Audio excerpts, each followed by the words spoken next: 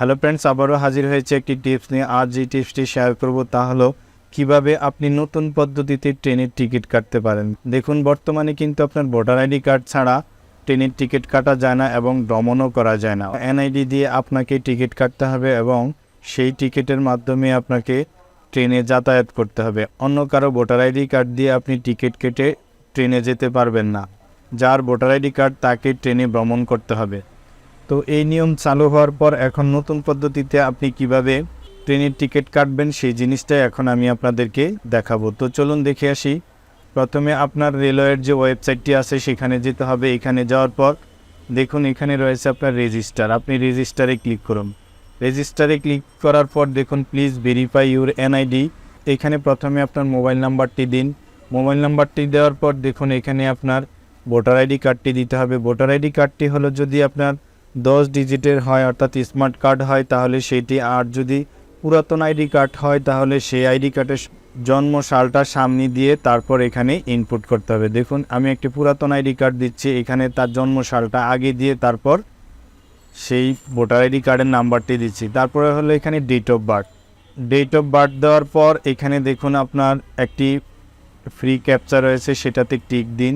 Tick দিলে আপনাকে হয়তো এরকম ইমেজ ভেরিফাই করতে বলবে। এটা কয়েকটা ভেরিফাই করে তারপর ভেরিফাইতে ক্লিক করুন। ভেরিফাইতে ক্লিক করার পর আপনাকে এই পেজে নিয়ে আসবে। এখান থেকে দেখুন full name will be updated from NID, অর্থাৎ আপনার এই ভোটার আইডি কার্ডের যে নামটি আছে সেটা এখানে নিয়ে নেবে। আর এখানে মোবাইল নাম্বার, তারপরে হলো আপনার ভোটার আইডি নাম্বার, জন্ম তারিখ এবং এখানে রয়েছে আপনার ইমেল অ্যাড্রেস। এই ইমেল অ্যাড্রেসটি কিন্তু আপনাকে মাস্ট বি দিতে হবে। তো এখানে আমি একটি ইমেল আইডি দিয়ে নিচ্ছি। তারপর রয়েছে দেখুন এখানে আপনার পোস্ট কোড। এখানে পোস্ট কোড দিয়ে আপনার প্রেজেন্ট অ্যাড্রেসটা এখানে দিন। আপনি যেই ভোটার আইডি কার্ডের যে অ্যাড্রেসটি রয়েছে সেটাও দিতে পারেন। এখানে ভোটার আইডি কার্ড অনুযায়ী আপনার গ্রাম, পোস্ট অফিস, তারপর হলো থানা, জেলা, এরকম সব তথ্যগুলো দিয়ে দিন। তারপর হলো দেখুন এখানে আপনার একটা পাসওয়ার্ড, আপনাকে এখানে পাসওয়ার্ড সেট করতে বলছে। এখানে আপনার যে মোবাইল নাম্বারটি আছে সেটা উপর থেকে কপি করে পরপর 2 বার দিয়ে দিন। দিয়ে তারপরে হলো কমপ্লিট রেজিস্ট্রেশন। কমপ্লিট রেজিস্ট্রেশনে ক্লিক করার পর আপনার উপরে দেওয়া যে নাম্বারটি ছিল সেই নাম্বারে একটি ওটিপি যাবে। সেইখান থেকে আপনি এখানে 6 ডিজিটের একটি ওটিপি দিয়ে তারপর এটা সম্পূর্ণ করুন।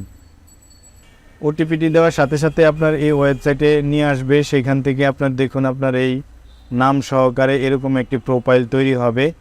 এখান থেকে এখন আপনি ফ্রম এবং টু, আপনি যেখান থেকে যেতে চান, অর্থাৎ যদি আমি ঢাকা থেকে অন্য কোথাও যেতে চাই সেটা সিলেক্ট করে দিব দেখুন, অথবা অন্য জায়গা থেকে ঢাকা আসলো সেটাও দিব। তো আমি ঢাকা থেকে ঠাকুরগাঁও একটি টিকিট কেটে দেখাবো এখন। দেখুন ঠাকুরগাঁও। তারপর রয়েছে দেখুন আপনার ডেট অফ জার্নি। এখানে ডেট অফ জার্নি সিলেক্ট করে দিন।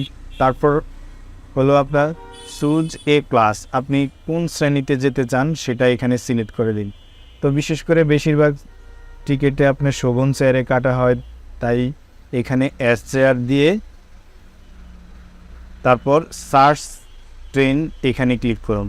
সার্চ ট্রেনে ক্লিক করার পর আপনার এই শোভন চেয়ারের যত বা অন্যান্য যে সিটগুলো রয়েছে সব এখানে আপনাকে দেখাবে। কয়টা ট্রেন রয়েছে, তারপরে কয়টা সিট রয়েছে সব এখানে দেখতে পারবেন। তো এখন আমি দেখাবো। দেখুন যদি আপনি আপনার সুবিধা মতো আপনি যেই সময়ে যেতে চান, যেই তারিখে যেতে চান সেটা সিলেক্ট করে এখানে যদি আপনার সিট আছে দেখুন এখানে যে এস চেয়ার 520 টাকা। তারপরে হলো আপনার বুক নাও একটি অপশন রয়েছে, যেটা আপনি কাটতে চান সেটাতেই বুক নাওতে ক্লিক করুন। বুক নাওতে ক্লিক করার পর এখানে আপনাকে সিট সিলেক্ট করে দিতে হবে। এখানে দেখুন যেখানে আপনার সিট ফাঁকা রয়েছে সেখান থেকে যেগুলো আপনার এই যে কালারিং হয়ে গেছে সেগুলো আপনার সিট নেই, আর এই সাদাটা হলো আপনার সিট এখনও রয়েছে।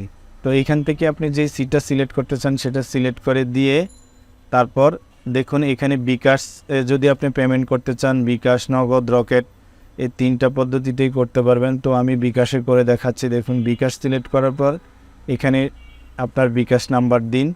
বিকাশ নাম্বার দেওয়ার পর আপনার বিকাশে একটি কনফার্মেশন কোড যাবে, সেখান থেকে কোডটি দিয়ে তারপর কনফার্ম করুন।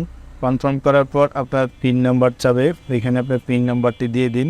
পিন নাম্বারটা দেওয়ার সাথে সাথে আপনার বিকাশ অ্যাকাউন্ট থেকে এই টিকিটের সমপরিমাণ টাকা কেটে নিবে।